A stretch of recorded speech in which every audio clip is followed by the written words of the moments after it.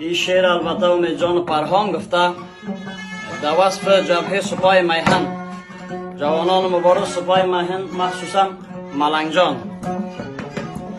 بیاور بهر من مادر تفنگم، با جبهه می روم امشب به جنگم. اگر مردم با جنگ نابرابر، شهید حق نویسی روی سنگم. اگر مردم با جنگ نابرابر، شهید حق نویسی روی سنگم.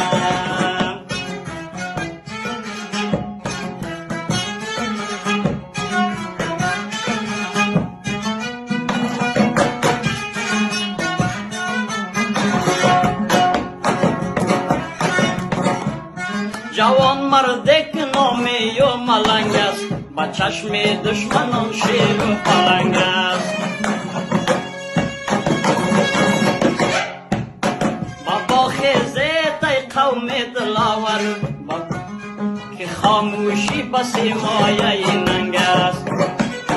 بابا خیزه تای قوم دلاور، که خاموشی بسی مایه ننگ است.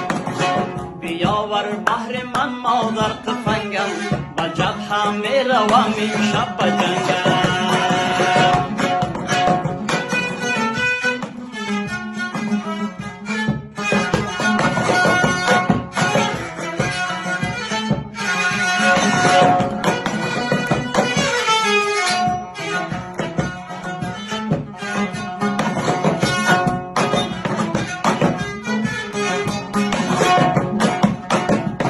میدان ببین، بیا میدان ببین اعلان جنگ است، اما آماده با تیر و تفنگ است.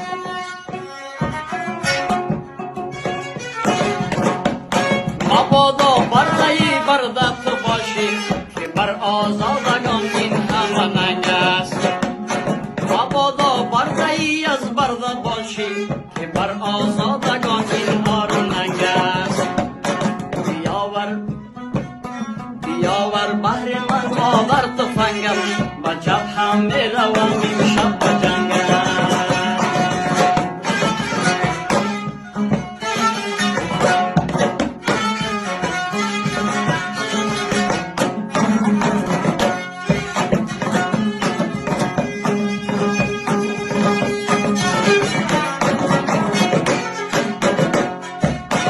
قلب شهر ما هر روز جنگ است، با هر سو کینه توزی رنگ رنگ است.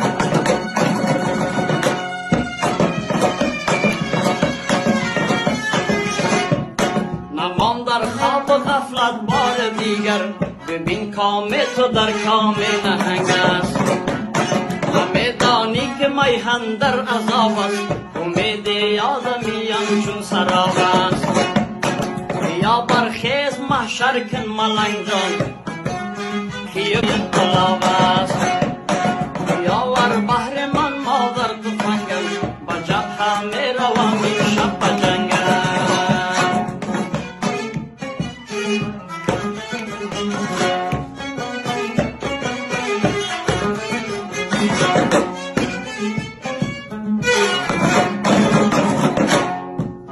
دل یک شهر را ماتم گرفته، و چشم مردمش را نم گرفته. بنازم شیر مردان وطن را، که میدان جنگ را محکم گرفته. بنازم شیر مردان وطن را، که میدان جنگ را محکم گرفته. بیاور بهر من مادر تفنگم، که امشب می روم آخر به جنگم. اگر مردم با جنگ نابرابر، شهید حق نویسی روی سنگم. اگر مردم با جنگ نابرابر، شهید حق نویسی